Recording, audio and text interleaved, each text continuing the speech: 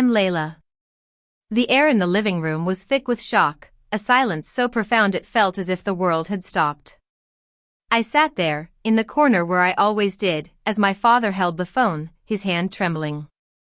The voice on the other end, Richard Thompson from The Times, boomed across the room. Is your daughter really the Layla Lee that Forbes just named as America's youngest billionaire? The words hit like a thunderbolt. My family members, who just moments ago were discussing my supposed failures, stared at me with expressions of disbelief. Marcus, my older brother, sat with his mouth slightly open, trying to reconcile the image of the family embarrassment with the youngest billionaire in American business history. Cousin Lily, who had just called me an embarrassment to the family, went pale as a sheet. As I sat there, the memories of the past came flooding back. It all started when I was 16. Christmas was always a big deal in our family, a time when relatives from all over would gather at our parents' house in the suburbs of Chicago. That year, I asked for a high-end computer instead of the usual clothes or makeup. My mom, with her kind but somewhat dismissive tone, explained to the relatives sitting around the dining table, she's going through a phase. This computer nonsense will pass once she starts dating and becomes more interested in fashion. Fast forward to our adult years. Marcus had become the golden child of the family. He graduated from Yale with an MBA and landed a high-profile job at J.P. Morgan. He climbed the corporate ladder with ease, always in the spotlight. Meanwhile, I graduated from Stanford with a double major in computer science and artificial intelligence. But my achievements were often overshadowed by Marcus's more conventional successes.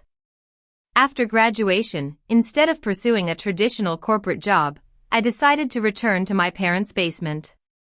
I told them I needed time to work on some projects. While Marcus was impressing his colleagues with his financial acumen, I was surrounded by servers, circuit boards, and experimental AI prototypes. My parents and relatives couldn't understand what I was doing.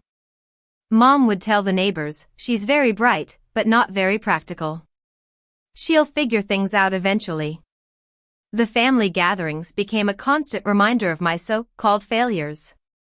At every Christmas, Marcus and his wife, Emily, would be the center of attention. They had a beautiful house in a posh neighborhood, a luxury car, and a cute 4-year-old son. Emily would talk about their upcoming vacations to exotic places, like the Maldives, and how their son was enrolled in the most exclusive preschool in the city. I, on the other hand, was always on the periphery. I would sit quietly in the corner, listening to the conversations about Marcus's latest business deals and promotions. When my mom would try to include me, suggesting I tell everyone about my work, I would reply with vague statements like, it's mostly technical stuff, database management and AI applications. Not very interesting unless you're into it. Marcus would laugh, with a hint of condescension, and say, Layla's always been more comfortable with machines than people. Everyone has their own strengths. His comment would draw nods of agreement from the adults, as if I was just a tech-savvy oddball who couldn't make it in the real world. The gift-giving at Christmas also reflected the family hierarchy. Marcus and Emily would receive expensive gifts like designer watches and luxury vacations. My gifts were more practical, like books on emerging technologies and software licenses. Dad would look at the AI textbooks I gave him and say, this looks very advanced. I'm sure it's fascinating for those who understand it, but I knew he would never really read them. As the years went by, the gap between my family's perception of me and my actual achievements grew wider. I was building a technology startup, AI Innovations, from the ground up in that basement laboratory. I was working on revolutionary AI applications for healthcare and finance, but it was impossible to explain to my family, who saw basic computer skills as advanced. This Christmas was no different. Marcus had just closed a $300 million deal for his company. Dad was proudly telling Uncle Henry, who owned a large real estate business, about it. The client specifically requested Marcus because of his reputation for handling complex international transactions. Marcus was accepting congratulations with a confident smile, while I was in the kitchen helping Mom with the appetizers. Aunt Grace eventually asked about me. Dad hesitated for a split second before saying, "She's still working with computers, doing some technical consulting. She's good at that sort of thing." Aunt Grace then asked, "Is she seeing anyone?" Mom replied diplomatically, "She's very focused on her work right now," which was code for still single and probably always will be. As we moved to the living room for the pre-dinner social hour, Marcus and Emily took the center stage. Emily was talking about their son's early development and how he was already showing signs of being a genius. I sat in my usual corner, feeling like an outsider. Cousin Lily, who was 3 years older than me and a successful marketing manager at a big consumer goods company, asked me, "Any big plans for next year, Layla?" Before I could answer, Marcus's phone rang. He excused himself, saying it was an important business call. I said, "I'm working on some interesting projects. They're still in the early stages, but they could have significant applications." My answer was met with polite but skeptical looks. Mom tried to comfort me, saying, "It's okay to be satisfied with what you have. Not everyone needs to achieve extraordinary things to have a meaningful life." Her words stung because they showed how little they believed in my potential.